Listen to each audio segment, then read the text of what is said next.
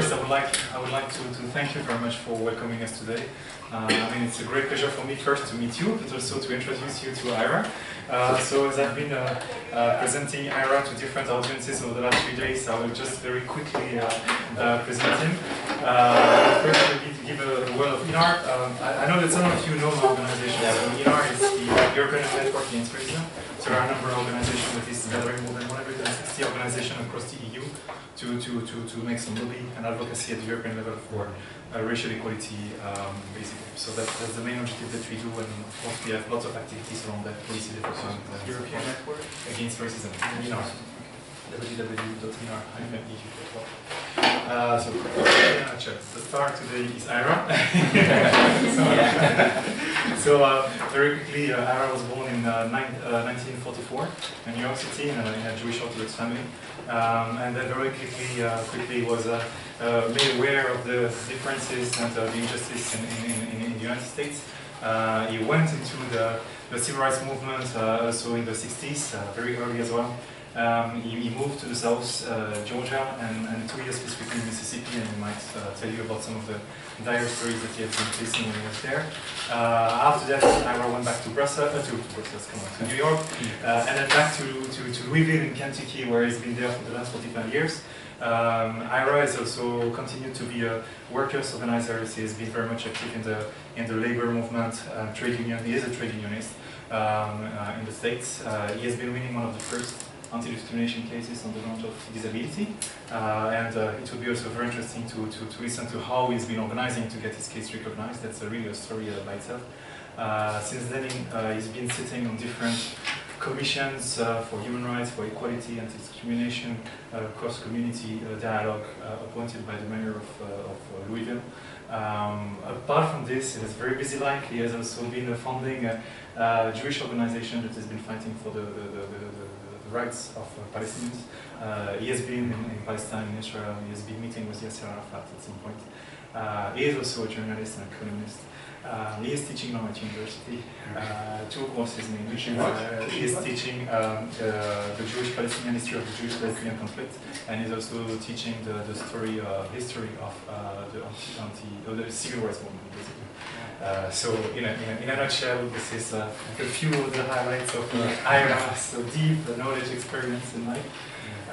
And so, I mean, I'm kind of happy that we have the opportunity to meet with you guys and have a conversation. Is it okay? Yes. Have I made justice to you? This is for, as long as I don't have to teach tonight and give exams.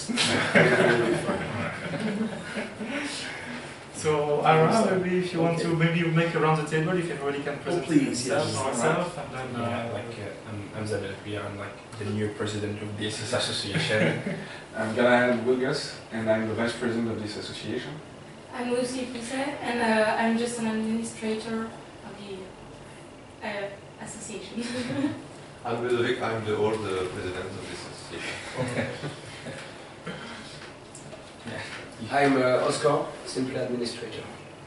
I'm Antoinette, I'm also administrator, I'm studying human rights, and I'm Adam Amir, I'm studying law here, and I'm part of this association as well. Anti-fascist. This is the... As the anti-fascist commission. Within the Librex. Yeah, it's actually a commission in the association. They all organize a lot of meetings, and you can see all the... Yes. A lot of conferences, actually.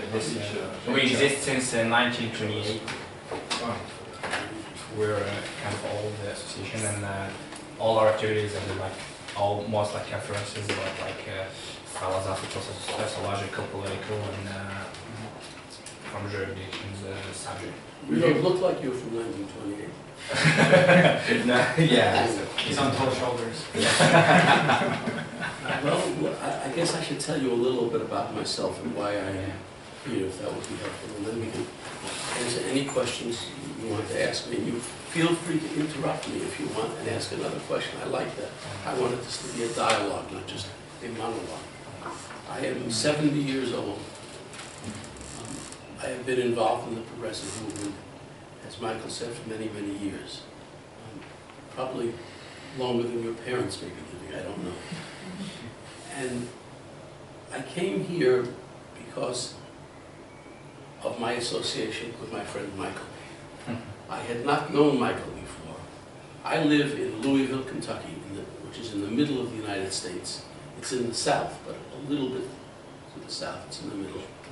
And I was invited to a meeting with Michael to discuss the situation of human rights in general, but to hear what he had to say about human rights in Europe.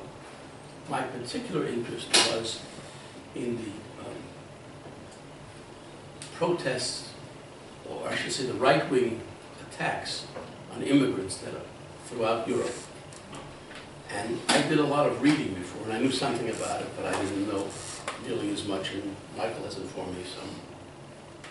My general impression was that all of the attacks against immigrants throughout Europe, in every country, was racist.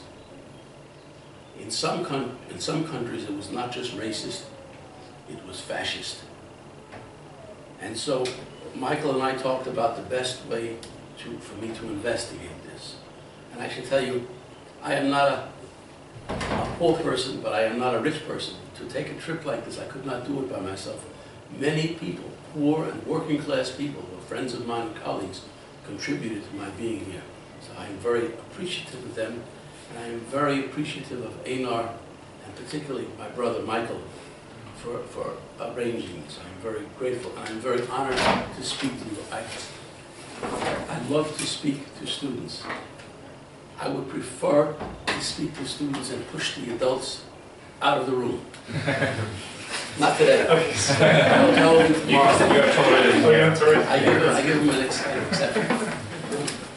So I made a list of countries, and it is a very grueling trip that I have made. I started out in Greece, in Athens, Greece. And in Athens, Greece, you have the Golden Dawn, which is an openly fascist organization. They make no excuses for it. Yeah. They are Nazis, that's correct. There is no doubt, there is no nuance, no subtlety. They are Nazis. I met with people who are opposed to them based upon their racist views as well as their Nazi views. Michael was kind enough to arrange a meeting for me with 5 or 6 different organizations, all associated with Einar. And what is Adler's organization? Greek Forum for Migration. The Greek Forum for Migration. I met with a gentleman from Africa, well, 2 gentlemen from Africa, and a number of other immigrant groups. I was very impressed to see that there is interest in resisting what is going on. Additionally, I have my own contacts in Greece, and through them I met with leaders of Syriza. Are you familiar with Syriza? Panos Pridazos and other people, and I learned a little bit more about the fight back there. I also met with Palestinians and other minorities, but I am not prepared to talk about that right now. Yeah. Might be a question for later. Yes. Yeah. From there, I went to Hungary, to Budapest. And in Budapest, you have Jobbik. Jobbik is another openly fascist group, which is as dangerous, maybe more dangerous, because the last election, Jobbik got 15% of the vote. This time they got 20% of the vote. And if you know your history, you know that Hitler was elected the first time. He did not get in there by, it was not a putsch. He was elected. So this is not a pleasure trip for me. This is not a tourist trip where I just take photographs of the statues. In Budapest, there is resistance, but it is not cohesive resistance that I could see. Maybe there is, but I'm maybe ignorant about it. I did meet many people. I also was very interested because I have a Jewish background in going to the great synagogue, which I did. And I saw the area on the side where the Jews were left to be rounded up. I also saw the relationship between the state and its inability, seemingly, to stop this fascist movement and what might happen if it's not stopped. So many places I have trouble remembering. But the next place I went to after Vienna was Vienna and Munich? yeah, to Vienna, then Munich. And in Germany, I was very impressed, favorably impressed to see that there is a resistance, an organized resistance. There is a man who goes by a pseudonym, Tobias, who is doing research on the resurgence of Nazism throughout Germany, I guess, throughout Europe too.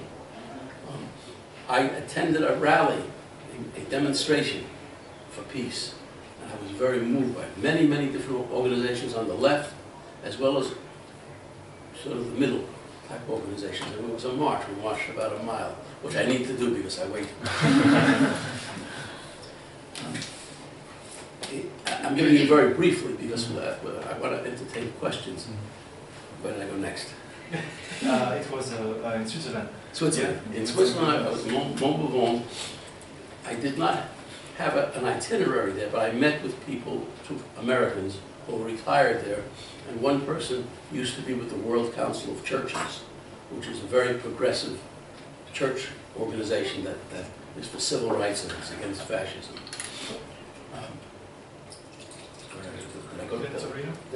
Then into this. Then Torino. I can't remember anything. In Torino, Michael was kind enough to arrange for me to meet ANAR-affiliated organizations, in particular a man named Luciano Scagliotto, who was a brilliant man. I know a lot of intelligent people, but I don't know very many brilliant people. He was a brilliant man. And he introduced me in turn to a number of different people in different organizations and the work that they are doing. And I was interviewed by several organizations. I met with, for example, some people from China. And I did not realize that there was a Chinese population, but there is a small Chinese population. One thing I want to say, when I forgot, in Austria, there is an ANAR affiliate in Austria called Radio Africa and Radio Africa TV. And they are doing very good work around the issue of immigrants and the discrimination against immigrants and trying to help immigrants become integrated into the society. I was on television and the radio, as I say, and I was on television with a young woman from Iraq. And we had a very interesting discussion. We really wanted to talk about the Israeli-Palestinian situation, but there were only so many minutes that you could do. But I think that this organization is something that Michael should be very pleased as part of your association. Okay, from Torino, I'm here. And while I'm here, Michael is driving me crazy because it makes me go to a million organizations. I mean that in a very nice way. This is the most important one. Sure. If you say so. The oldest ones. I will not disagree with you until It is obvious, you know. And here it is. We got history here. There you go. We got Emmanuel Wallerstein in here. We were receiving. Is that right? Yeah. Okay. Here, without going into the description of the various organizations, I will say that there is very good activity of progressive people who want a decent life. My most recent meeting was just about an hour ago with people in the Muslim community. And they've just built a new community center, which they showed me a particular woman who was a very dynamic person. And they want to live in peace with people. They don't want trouble. They are very fine people, and I was honored to be able to meet with them. What I hope to do with this trip, and from here I go to Paris, then I go to London, England, and then I go home and I will go to sleep. And don't call me on the telephone. So you said you would drink a good bottle of wine. And a good bottle of wine. Good bottle, not cheap to sleep. I want to let the American people know the danger that exists in Europe today. We have a danger in the United States too, by the way. And there is a danger in America Latina, in in Latin America. In Latin America, fortunately, there is a progressive movement in many countries that is resisting, particularly the situation of the United States. So, for example, you have Cuba. I have been to Cuba. Nicaragua, Venezuela, Brazil, Ecuador, other countries that are trying to build an egalitarian situation. It doesn't mean that there aren't problems. There are. In Colombia, in Honduras, there are many fascists. El Salvador, yes. And it is very frightening. And I must say, to my great embarrassment, that my country, which I love, is involved in a lot of this terrible situation through the CIA, the Central Intelligence Agency. We have big operations in several countries that are basically planning to undermine the democracies that exist elsewhere. So pretty much, I have a big task ahead of me. I'm not exactly sure what I'm going to do. There have been proposals that I write several articles. Now, I should tell you, I write a newspaper column, mostly on the labor movement. And if you would like, somebody will give me an email address, and I will send you some, and then you can get it to everybody else. With the condition that you write me back and let me know what you like and what you dislike. Okay, I want your criticism. If you don't like it, just tell me. So that pretty much in a nutshell is why I am here and what I hope to do. I'm very pleased to speak with students. I love to speak with students. And I might like start with a question for you.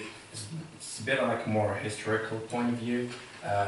How, as like you were working in industrial, how could you like what was like the event who pushed you to go to trade unions?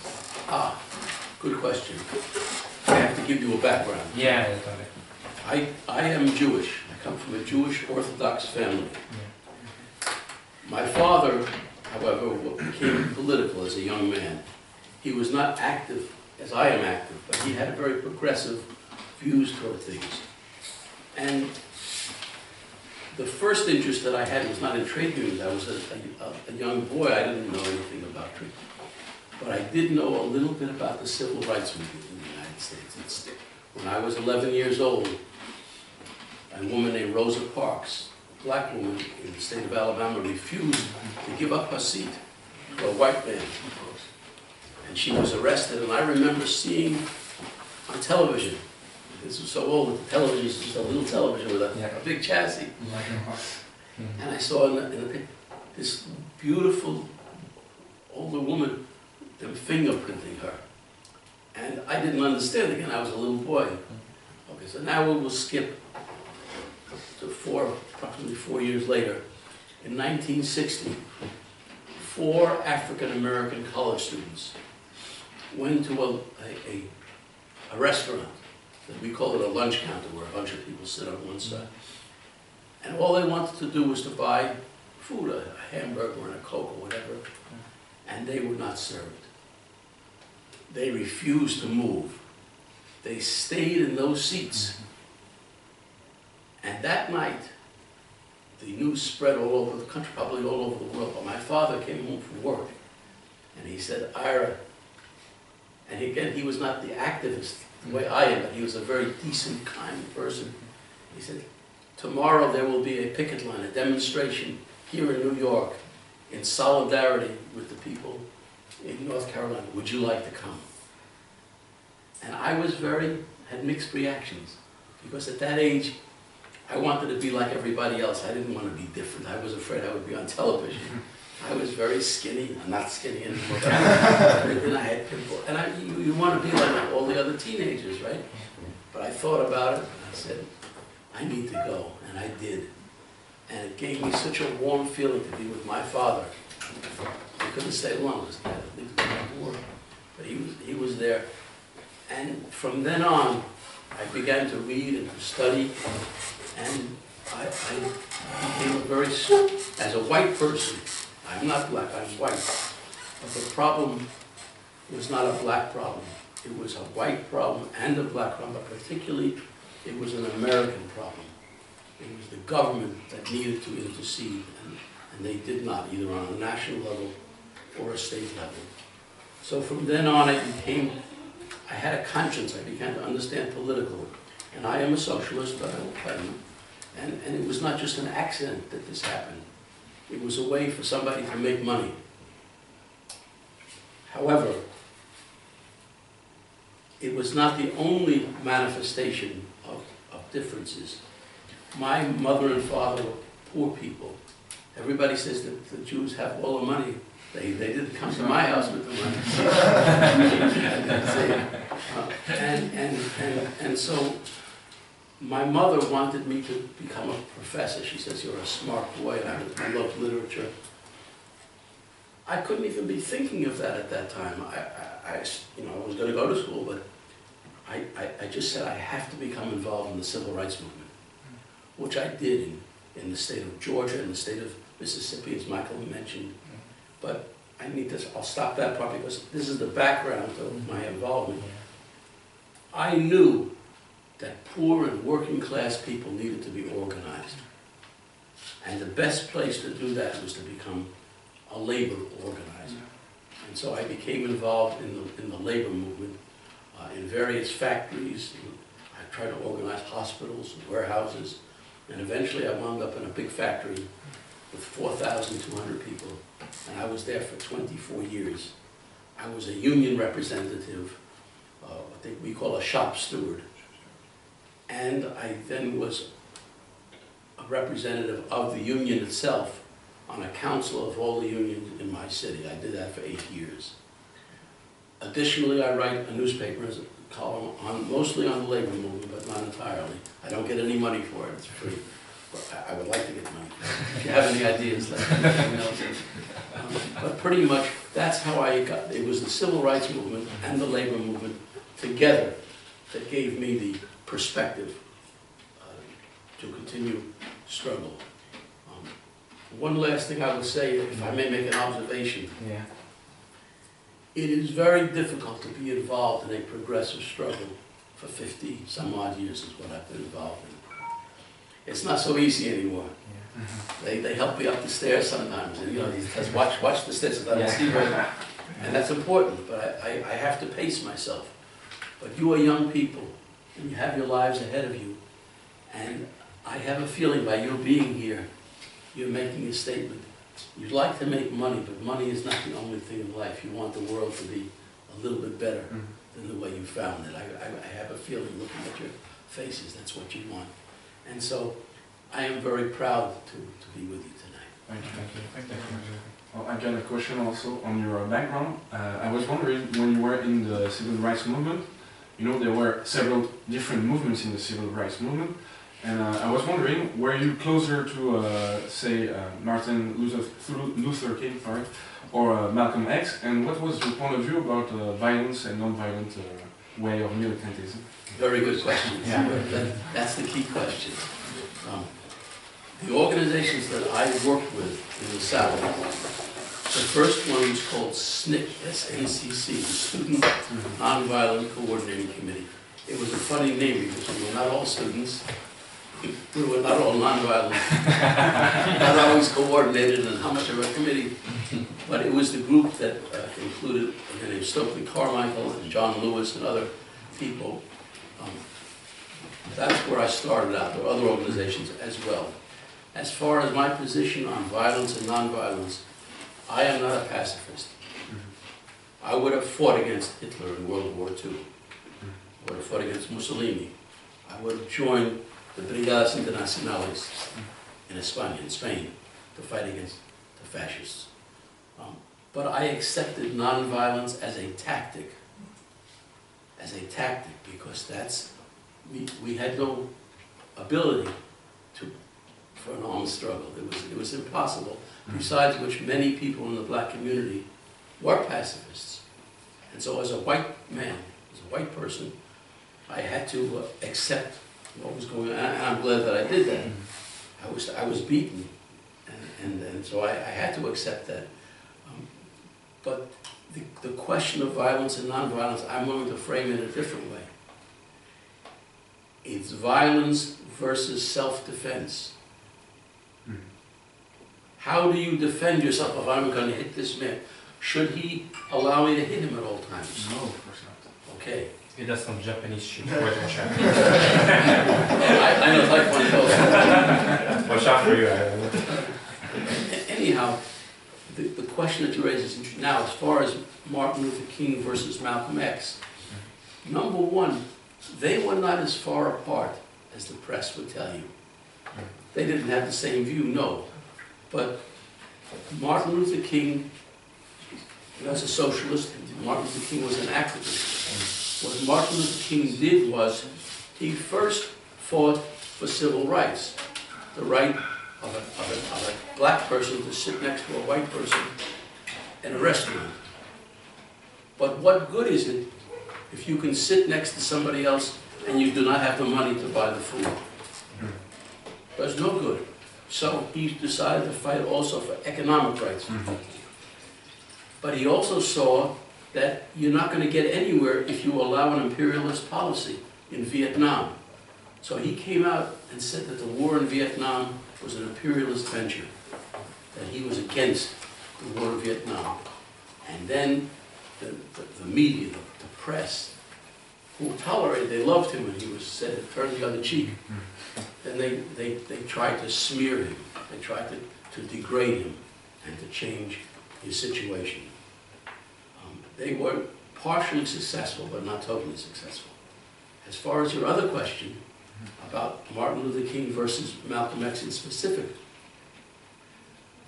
I don't think that there was as much difference, as I said before, as the media says. There was a difference, there's no doubt about it. Malcolm X said you need to do whatever you have to do to take care of business. And Martin Luther King said, no, there's a more pacific way to deal with it.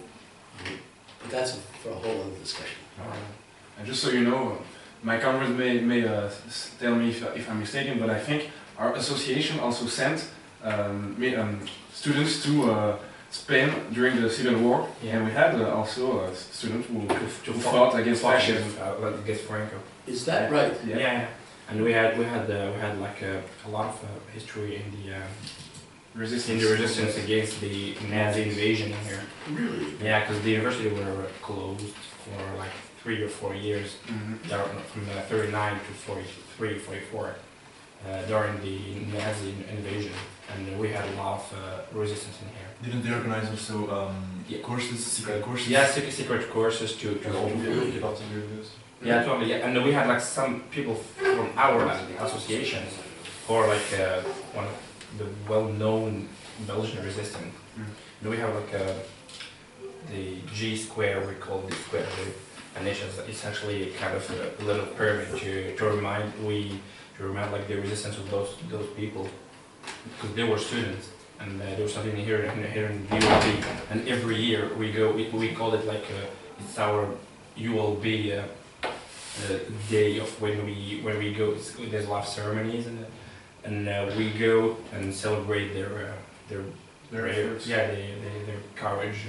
Is there anything that you can email me about? Totally, yeah, the whole history. Would you please? Yeah, I would very much. totally. I will share it with my students. That would be I was in Spain. I was in Spain in 1986.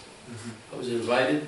It was the 50th year of the anniversary of Guerra Civil.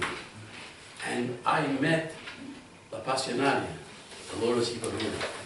She was the woman who mobilized the Spanish people. What happened was there was an election, and a man named Juan Negrin was elected, and that's when Franco and the fascists went into the mountains. And I will never forget. I didn't meet her personally, I didn't shake her hand, but she was in speaking. And I have a big poster of her. And the Spanish Civil War was one of the more important aspects in my political development. Yeah, I'll have one question. I have like we're here in Europe, like especially in Belgium and France, we have like a lot of debate about like, I'm gonna like simplify it, like really good title. That's the fight, the labor fight versus the race fight. Is it like something that goes in the same way, or sometimes like the recognizing communities cannot like as communities can it like blow up the union or the labor union? I mean, even added some ideas. He's talking about the class versus race debate. Yeah. And first of all, I was wondering, how did you combine your anti-capitalism and your anti-racism when you were a militant, a younger militant? And I was also wondering if you didn't think today the race debate is how can I say that? Overtaking the anti-capitalism debate and suppressing the idea that we can make a common society with only universalist ideas and principles, and that sometimes I now think we can just make simple adjustments with the capitalist society, like quotas, positive discrimination, etc., etc., instead of making more social justice and things like that. Okay, good, very good. Because you said like you've met with the Muslim community, but you should know, just not teaching you anything. In Belgium, more specifically, in the French Europe cause, we don't consider people as communities. Like in Belgium, we consider like Wallonian community, Flemish community, and the Brussels, no, just the German community. But we don't have like some religious community. They're not recognized as that. Wow. Let's talk first about the labor and race, and then you'll remind me of the rest of it. It's interesting that you raised the question because I was invited to the University of Havana in Cuba to give a talk on the relationship between the labor movement and the civil rights movement in the United States. I can say first, though I say I'm a socialist, I didn't wear that on my shoulder when I went. I didn't want to get killed. But I'm telling you this now. I'm 70 years old. I can tell you, but I didn't always say that. The labor movement in the United States started in sometime in the late 1700s, and it was a strong movement, but when there was some unemployment, black people were excluded. Sometimes they weren't even included in the beginning. It continued for many years. The labor movement began to organize along what we say are craft lines, so that if you have a factory, let's say, that manufactures Fiat, you would have all the workers who were electricians belong to one union. All the workers who were plumbers belonged to another union. All the people who swept the floor belonged to a third union. That was not a very efficient way to operate because the company could divide you. And so later on, speaking of the United States, if I may, so the first unions were formed into a group called the AFL, the American Federation of Labor. In the 1930s, another type of organizing took place called entire organizing, where an organization representing the automobile workers, the United Automobile Workers, organized all the workers together in a factory, and that was much more effective. However, over the years, many African Americans and African American unions were excluded from this process. In fairness, the United Auto Workers, to use this one example, was an integrated union. But there was a union of workers who worked on trains, what we call porters, people who, or you might call conductors, collect the tickets and all, and sweep the floors and they prepare the food. The Brotherhood of Sleeping Car Porters was an all African American group, which was not recognized by the labor movement in the United States for approximately 11 years. So the contradiction between race and class is very evident. This happened many, many times. And in fact, after World War II,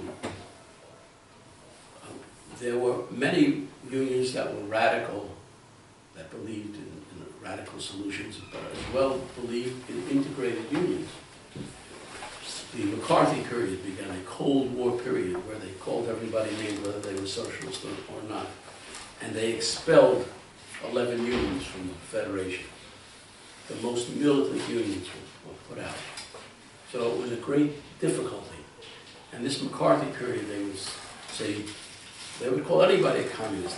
Most of them were not communists. They were just ordinary people, decent people. They were people who were very religious people who were put out. It was the civil rights movement which came along, started with Rosa Parks, and then later, that is what broke the back of McCarthyism, in my estimation. And so, I'm giving you a very brief thumbnail description, but there is a relationship between the labor movement and the civil rights movement. Race has always been used as an exclusion. In the factory in which I worked, it was integrated by the time I was there, but years before I spoke to older black workers in the factory, and they told me that they were not allowed to eat in the cafeteria, that they could only work in certain parts of the factory, they couldn't work in other parts of the factory. So it has perpetuated itself. 3 of my uncles were printers. The printers union was an all-white union for many, many years. Not just all white, but if your father was not a member of the union, you couldn't join the union, even if you were white. It's like our university. Have I answered your question? Yeah. And if somebody have some questions, we don't want to monopolize the. You got a question? Yeah, I have a question. Come on. Let's do this. Okay. You're in school because you want to get an education. What is an education? How are you going to make the world a little bit better? How? Specifically, you don't have state power. You have nothing. Not yet. You have your ideas and you have your ideals. You have a desire to make things better, just as we had a desire to make things better when I was your age. How will you do it? Tell me. I think we will not answer the question the same way. Well, first, can you present yourself? Because so I'm a member of these, I don't know how you call it, association. I finished my studies in September. And so I don't think we all have the same opinion on that question. My opinion is there's a danger if we keep our ideals and enter progressively the state system, because I think we come across the risk of being somehow corrupted by a kind of conformism. And I think, of course, we need some state power to change things, but we can also consider. I mean, you're well aware of the whole debate between Bernstein and Marx. Bernstein says we can change the system from the interior, and Marx said we have to break it from outside. My opinion is we have to break it from outside. But in order to do that, of course, we aren't many enough, and we need, first of all, information. I think the great problem today is that there is kind of monopolization of a certain kind of information by the media, and that we don't have a very criticizing views in the media. It's more like propaganda, and we have to change. We have to inform people and with other sources with alternative information, and it's the first step in order to change people's minds. And this is my opinion. And so we need educated people because it's our job to do that. It's our job to always deconstruct some versions that are imposed through the media system. Yes, sorry, but I'm just thinking about something. You said that, but when you speak to somebody, for example, do you pay attention at the way you explain that? Do you stay with your words, or do you? You need to simplify. Yeah, you need to simplify. Clearly. It's very important, I think. And sometimes that's the problem with the people who are at university. They don't simplify enough their ideas. But I'm okay with you when you said it will have to come from the outcome, from outside. At the individual level. I think that now the state's policies, it's not a good idea. It's not by that way that we will have changement. Actually not, really not. Even now there are reports from, I'm speaking really from something else, but it's also very important, like the right to the food. Everybody wants food, but to have food, now it's not by state's policies that we will have food. It's individual people who will have to make food. It's really now the last report from the last. Sorry, I can't really good speak in English. Your English is very good. It's really the individual steps who are very important now. Do you mean you don't believe in collective movements? Yes, in collective movement, but not state's power. Not anymore. I don't think that it will come from the state's power. Actually, they don't act as quickly as they should normally. I agree with you, but when we will defeat the system from outside, we can't stay without any institution. We need to rebuild something else. We need to rely on collective, movements, and we need to rebuild something, because we can't just rely upon individuals. Just because this is a kind of ultra-liberal ideology that always transfers responsibilities on individuals, and we need collective movements. And this is a great danger. Yeah, but actually the problem that you cannot leave the bigger responsibility, which is like giving food to everybody, to individuals' initiative. So it should totally given to the state. Ira, what do you think of the old debate between like individuals and the revolutionary way of reformism and the reformism? Well, I'm not going to answer that question first. I'm going to speak to the question that I asked you. Yeah. You did not answer. Yeah, we have the art to not answering questions, but I have the art as a teacher. The question was how do you make the change? How do you bring information? What you were talking about is the battle of ideas. I think that there's something else that's necessary as well. You have to look and see where people are coming from. So if you see that somebody is being discriminated against, that there is a racist attack on somebody because he or she is from Africa or is a Muslim, you have to stand up and fight for that. If I were a Muslim and I were being attacked because I was a woman, I was wearing a hijab, and you didn't stand up to fight for me, I'm not interested in talking to you about theoretical things. The hell with you. Who are you? Who are you? But if you stand up and fight for my rights, then I will respect you and I will listen to you. So that's the first thing that happens. I am not a pragmatist. I'm a realist. But you have to do certain things to show your credibility. Why should I? I'm looking for a job. I have no money to feed my family. Why should I listen to you fancy college people tell me what I have to do and tell me about the labor theory of value? I can't go to the damn store and buy milk for my children. Now, this is not a reason to just go down to the lowest level.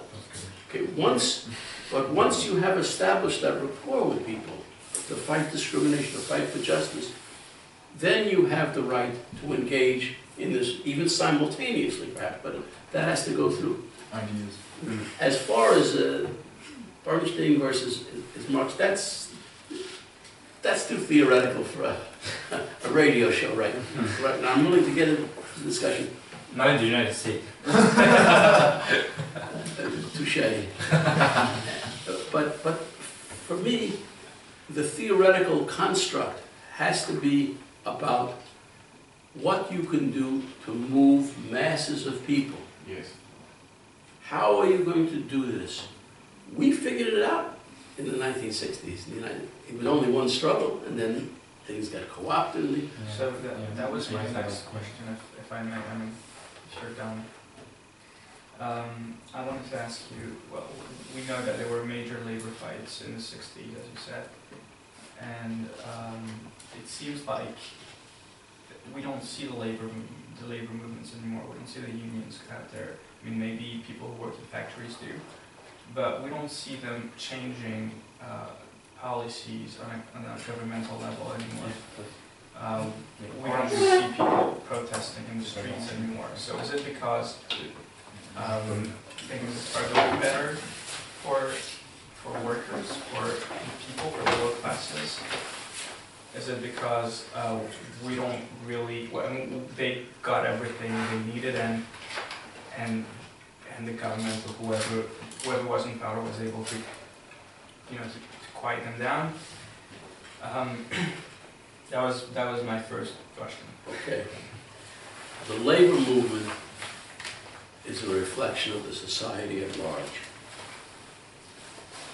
I can speak, well, I know about the history of labor elsewhere, but I want to speak about the United States because I know most about that. The labor movement had many weaknesses and still has many weaknesses. It fought for wages and hours and working conditions better, but it didn't fight for social justice. It did not fight hard enough to include women, to include African Americans, now to include Latinos. It was a very self-interest entity. And many of the labor leaders, I'm embarrassed to say, I was never a big labor leader, but I held a small position. Many of the labor leaders became corrupt and are corrupt right now. So the U.S. unions, which represented almost 40% of the proletariat 40 or 50 years ago, they represent approximately 12% now in the United States. I don't know what the percentage is in Europe. Europe has a better percentage than we do, but Europe is in trouble too, as I understand it. There are difficulties. And so I face a situation of a labor movement that has been in decline for the last God knows how many years. And so I have to figure out for myself, if I want to participate, how will we do this? The labor movement has not sufficiently organized the unorganized, and that's the chief thing that you have to do. There is an old saying that you don't get anything without fighting for it, and you don't keep anything unless you continue to fight for it. The labor movement got things because it fought for it, and it lost things because it stopped fighting for it. I guess that's the best way I can respond to you. Yeah, and I have a small question. Just before I have to go, I have a meeting at 16. 18. Yeah. At 16. 6 o'clock. À 18h. Yeah. To go back to the meeting. Excusez-moi. Yeah, merci. Ouais, ça va. Donc, je me suis arrangé. Donc, James, normalement, pour la ramener en voiture. Ok, parfait. Super. Lui-même souhaiterait être à la réunion à 18h ou pas trop tard. En tout cas, après le début de la réunion, mais voilà. Ça va. Mais en tout cas, merci. Nous avons Merci. C'est grâce à toi. Merci pour votre accueil. En tout cas, c'est vraiment intéressant. Je sais que ça allait. I have another question. I have one before. But I'm older. Who's the story? Yeah, but you're the one who's supposed to answer questions. Because Please. Yeah, because it's a kind of aberration. Because you asked us actually how could we act and stop the theoretical ideas. And the problem is that the difference between your period and ours is that it was totally obvious that you're gonna fight for equal justice for every race, if races does exist, or between colored people and white people.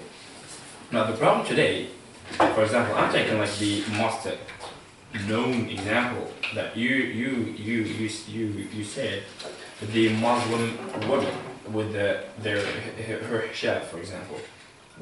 There's here in Europe an anti-clerical history against religion, and because we all know that the Christian religion oppression, the religion oppression, and the church, the Christian church, murdered and was executed people because they were not believers. And it wasn't that old, because it was just like 4 or 5 or 6 centuries ago. So the problem is that here in Europe, even I'm not even in European history, so excuse me, guys.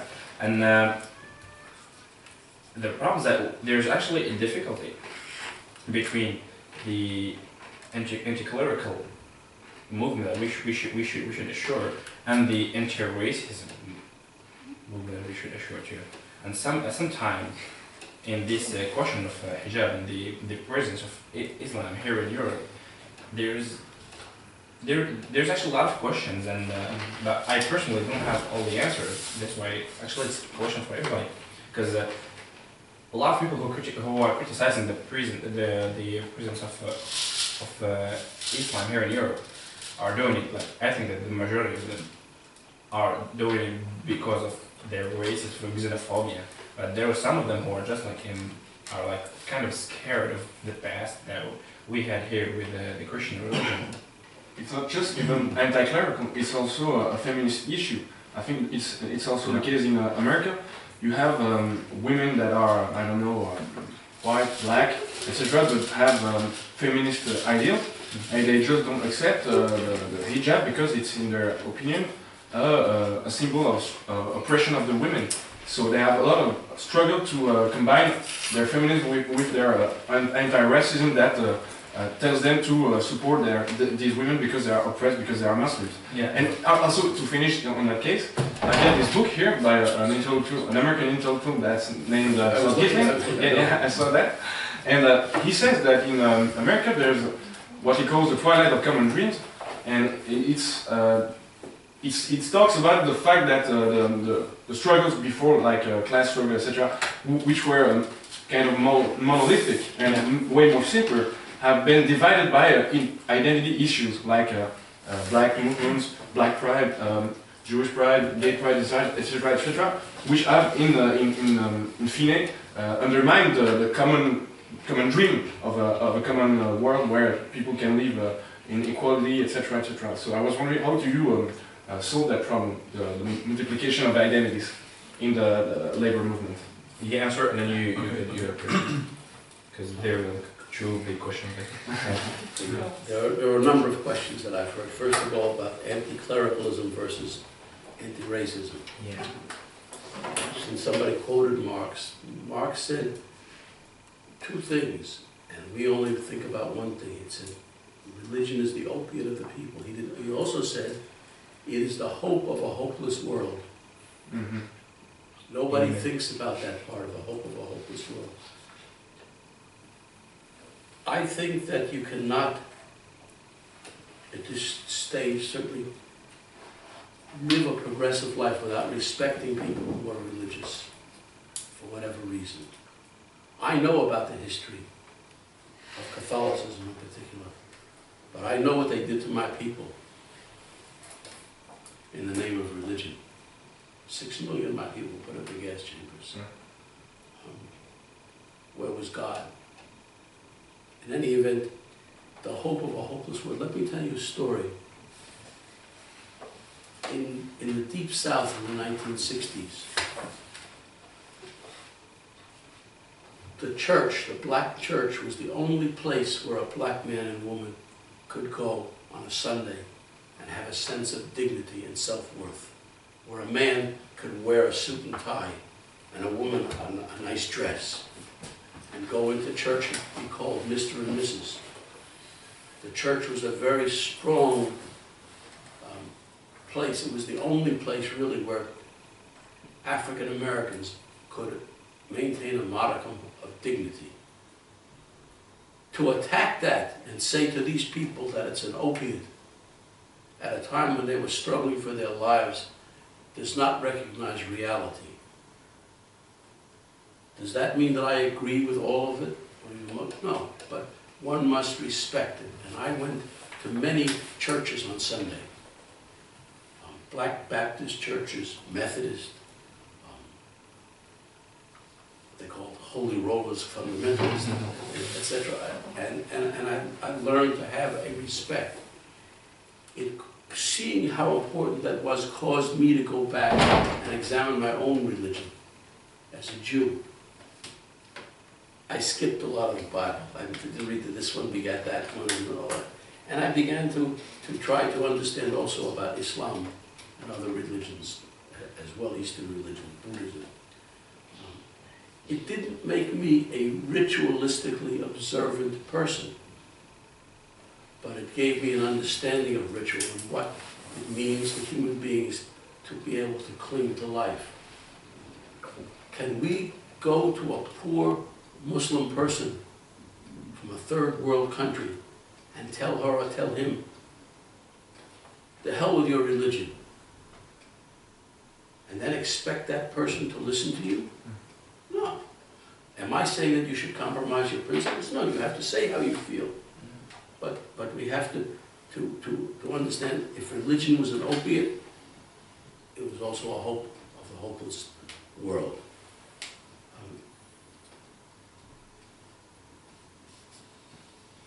I think I've answered that the best that I can.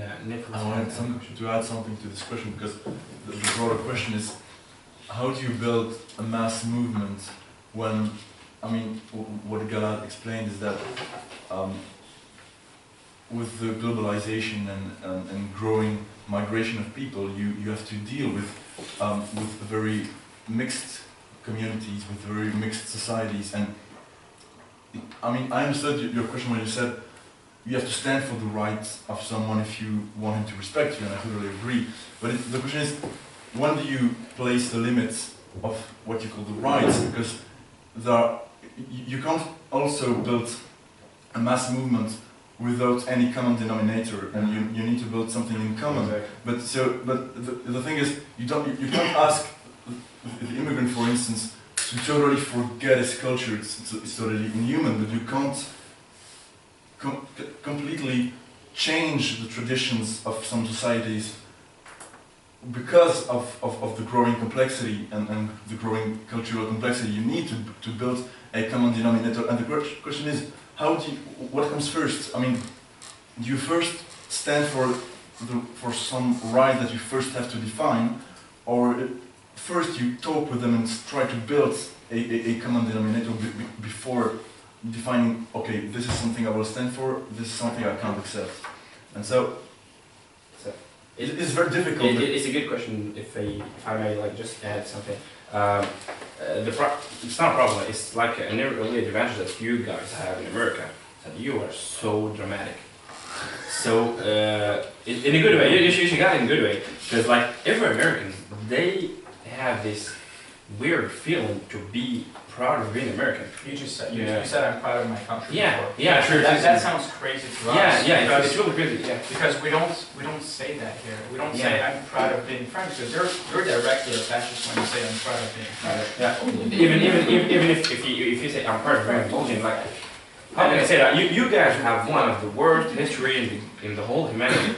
And you used no, and you. I didn't do it. Yeah, I know. And the people here with you, the World War II.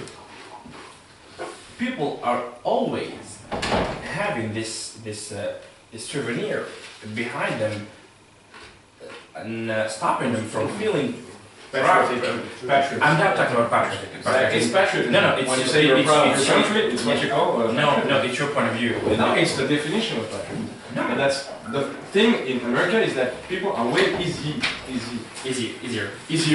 patriots than here in Europe, where I'm just talking about like a loving its country. I don't want to put a name on it. Nationalism, patriots. It's like it's a matter of vocabulary. What I'm talking about is that I don't know how I think it's Hollywood. how you guys could like manage this whole love that you guys have for your country. That besides you didn't massacre like 80 million of as you said, you didn't do it. Yeah, I mean, he fought for it. How's the fact? His country is also fighting against the war in Vietnam. I'm asking him a question. How is this possible, which is not in Europe? Because in Europe, like nobody's here working with the Nazis, but we all have some feeling of you all have some feeling of culpability. I think what we may ask you is how do you defend your country and love your country, and then criticize it when it's, I don't know, invading Iraq, attacking Latin America, etc. My family is Salvadorian, I'm half Salvadorian, and I know the history of America's, how do you say that, imperialist attacks on that country and on the countries around, like, I don't know, Chile, you know the example with Pinochet.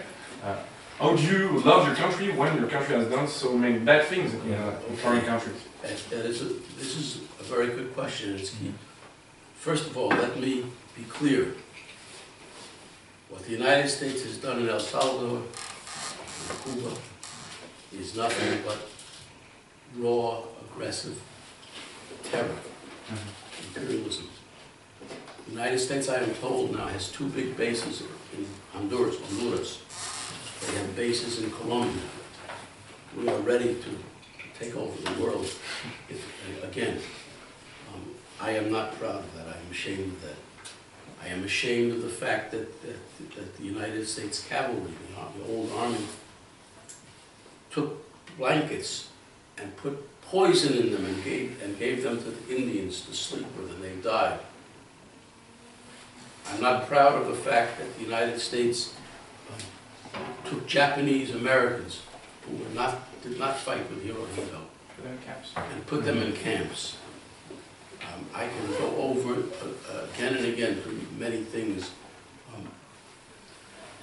There was a song, which is I'm a Puerto Rican stranger, and the rest of it says, though I may not speak your language, I have fought to keep you free. So then tell me, Señor Yankee, why do you do these things to me? I am not proud of that. But I have a feeling of pride in the general American people, ordinary, poor and working class people, that if they were to become educated and informed, they would do the right thing. Now maybe I'm naive, maybe I'm too much of an idealist, but none of you sitting around this table was born with the position that you have. You developed it. You're not any better than the people in your neighborhoods. I'm not. Michael isn't. What makes us have a different perspective? You either learn something intellectually through the books, or your parents, or uncles, or whomever, or aunts, or progressive, or through your life's experiences, you've changed. So that's why I can say that I love my country, but I hate the policies. I will also tell you by way of aside, my brother went to jail rather than going to Vietnam. The civil rights movement, many of the people opposed the war of Vietnam, and there was one famous saying, well, Malcolm X said it, but other people said it also.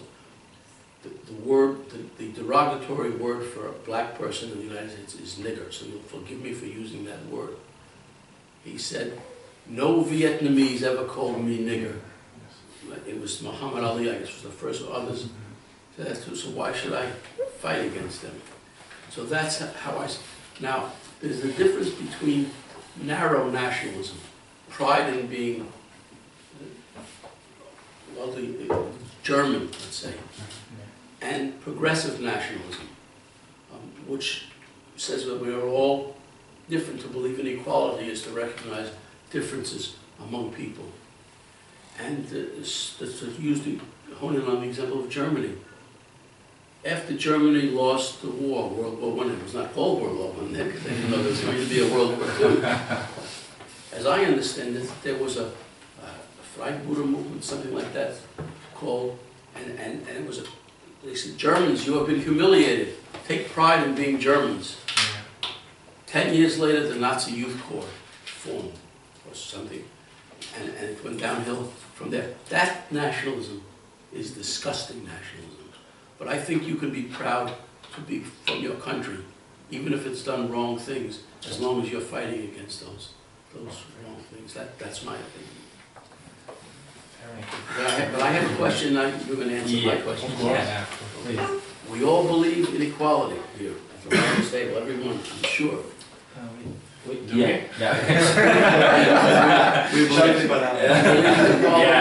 have one really like ultra liberal guy. We we believe that men and women should be equal, that blacks and whites should be equal. Is that right? Yeah. Then why? Then why do the two women hardly speak at this table? They don't believe in equality.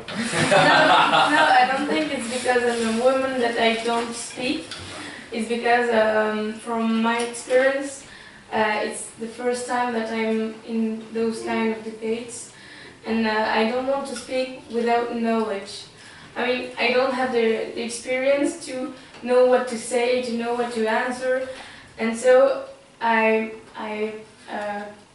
prefer to listen and to think about the thing that I've heard, and then to propose question, then to propose question without the first hearing.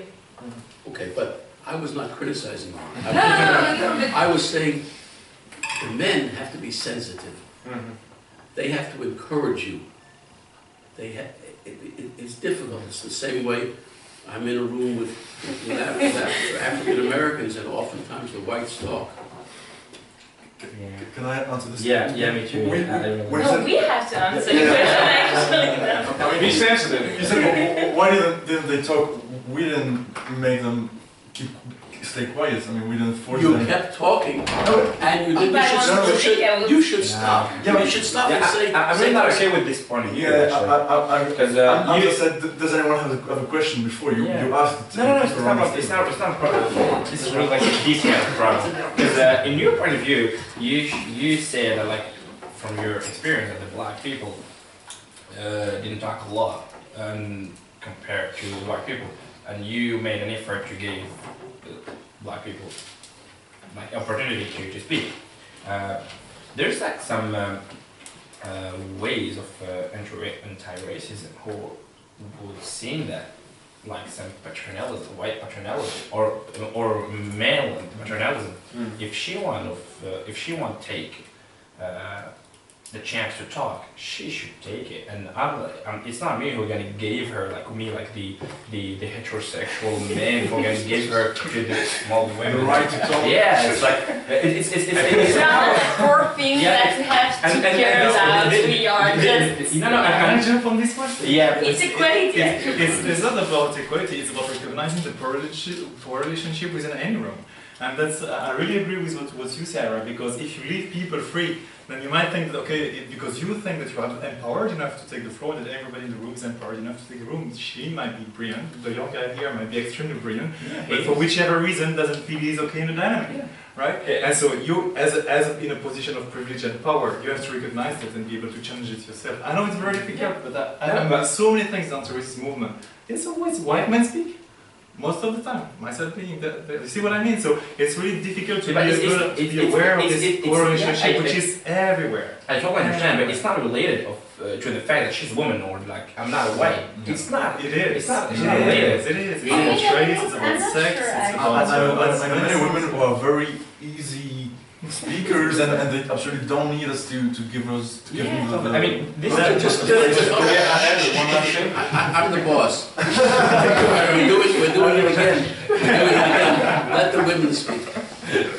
well, but it's not that I don't have the position here to speak, but I mean, when you have the easier talking, you have your opinion who comes first, and when you don't, and when you didn't say something first, it's more difficult to take the word because you don't know what to say, because there is a debate who came with most of the people who talked, and it's not that I'm not interested, but it's not that I don't have an opinion, but I don't know what to say about it, and I don't have good English too, so it's not easy. Yes, but it's not easy to think about it. So when you have let's say about the 5 earliest minutes here with the you 5 who who talk, it's different because you say your opinion, but I don't know how to continue it. But I think it's also a very European way of thinking, you know, if we don't have the knowledge, we don't want to speak. It's not the same, I think, in America. Everybody has his opinion and can speak. Actually, I have some teacher who told us always that, because I have I had a lesson in English, but apparently doesn't work for me. Your English is just a minute. Your English is very good. So thank you. But always it told us, yes, in Europe it's always the same. You wait to have the knowledge before speaking, and you are not like coming into the discussion, and at the end of the discussion, everybody gives an idea, and at the end we have an opinion, a state of mind. I don't know. So I think and I think also that it's not because we are women, because I think that it's really here equality, natural equality. I think if we were like now in French, I think that even the girls will speak more than the boys here, because especially her. but I think it's also difficult for us to explain our point of view in English, because there's a lot of questions that arise from all the debates and all your opinion, like about immigrations and racism, and I would like to talk a lot about that, but you know, I can't really make straight to the point in English. It's really difficult. It's no more difficult for you than for a man. No, I don't think that it's more difficult. It's just a question of English knowledge. Yeah, English knowledge and experience. All I was trying to say was that it's important that if we want to build a better world, that we be sensitive to everybody. If I were to presume to speak for black people because I was involved in the civil rights movement, I would be racist. That's what I would be. Even though I have a lot of good associations. It is very difficult to figure out a modus vivendi, a way to live in this. It's an important problem. And it relates to something else, if I may. I was in Vietnam about 7 or 8 years ago with a delegation of Americans. And I had a question for the Vietnamese, and I asked at each place that I went, and they did not answer me satisfactorily, and I was upset. The question that I had was, I have been to different parts of the world. Let's take Latin America, for example. And there are many people in Latin America who are progressive people. And they would distinguish between the American people and the American government. You speak Spanish? Yeah. All right. They say, hay una diferencia entre el pueblo de los Estados Unidos y el gobierno de los Estados Unidos. There's a difference between the people of the United States and the government of the United States. But they're still hostile. There's still some hostility in Nicaragua, in Cuba, in other countries. I saw no hostility in Vietnam. None. And I could not understand this, so I kept asking. Finally, we got to the Cu Chi Tunnel. I don't know if you know what the Cu Chi Tunnels are. Near what used to be called Saigon is now Ho Chi Minh City. It's where the Vietnamese dug into these mountains. They had medical facilities, surgicals, they stored food there because the B-52 American bombers would bomb it and they had to go. There were 2 old soldiers from the NLF, from the National Liberation Front, the Vietnamese army. And I asked a question, and one old man got up and he gave me an answer which was not satisfactory to me then, but I've thought about it and I think it is the answer. He said, "Sir, do you think that you Americans were the first ones to invade us?" He said, "We were invaded by the Chinese, and the Japanese, and the French twice, and the Americans. He said, all we want is peace." I did not understand that in the beginning, because he did not answer me the way that the Cubanos into me. But I think I understand it now. And for me, it's an attitude of how you think about other human beings and how you want to work with them.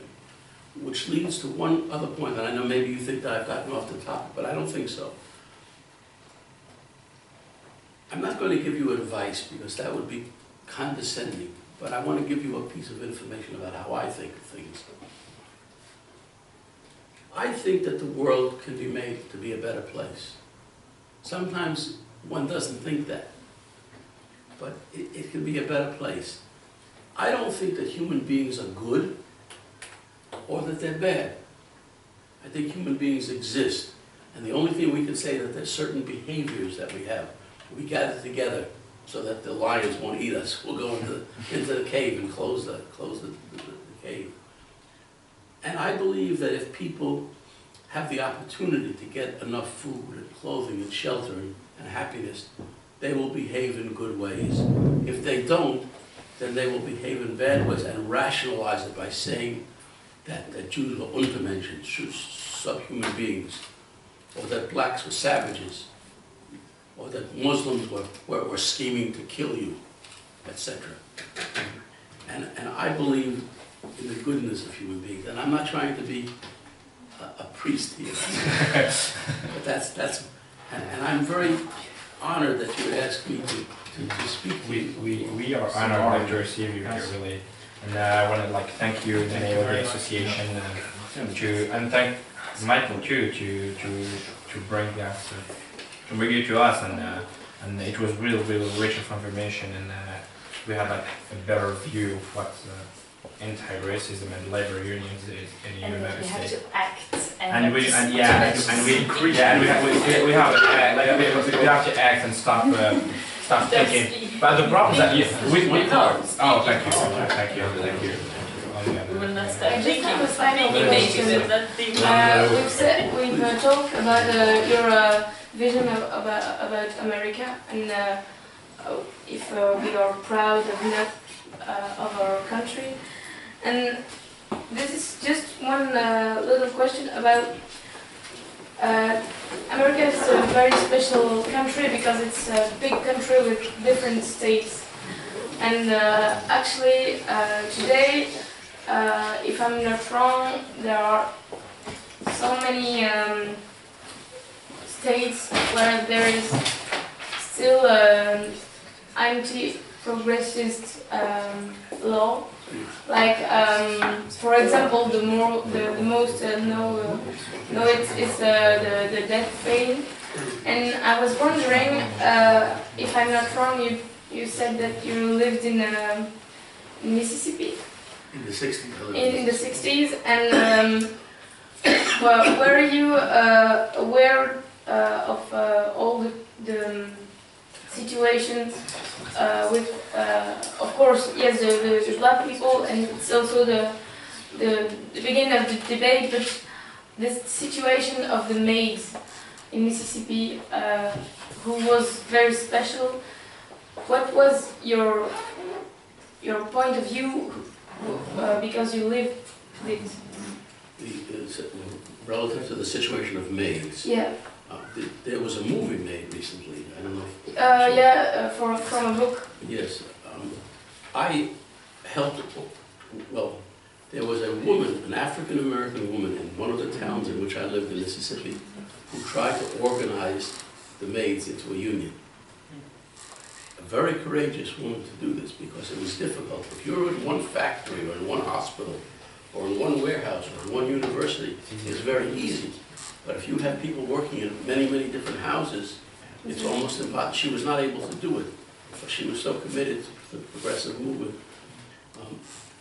Maids need to be treated with dignity. And let me tell you a story. It's a little, it's not unrelated, but it's not directly on your point, if I may.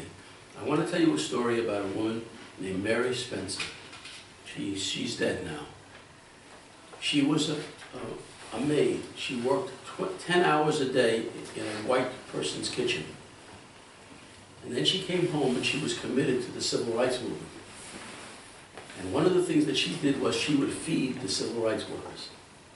So myself and 2 black civil rights workers we ate at her house almost every day when we were not in jail and when we were in town. When she fed us, she would stand up while we ate. Because when she fed the white people, she was not allowed to sit. And we did not know what to do. We were almost crying when we saw this happen. It happened time after time. We did not want to disrespect her in her own house. But we could not, in good conscience, eat while she was. So the three of us talked, and the two other people were African American, and I was white. And so she came home one day, and she, again, after working 10 or however many hours, she's cooking dinner for her family and then for us. And Curtis, who was a black civil rights worker, he got up and he said, "Ma'am, we really want to respect you, but if you're not going to sit, we are going to stand." And we stood up. And it was quiet in the room. There was not one sound. And finally she sat down and she was crying. And I was crying. And everybody was crying. And then after we ate, we hugged each other. But that's what racism does to people. That's the most insidious, the most damaging thing, when it takes a human being and turns her or him against himself or herself. So it was not exactly on your point about the general thing of maid, but this is a story, a true story of a maid who I will never forget as long as I live. Well, thank you.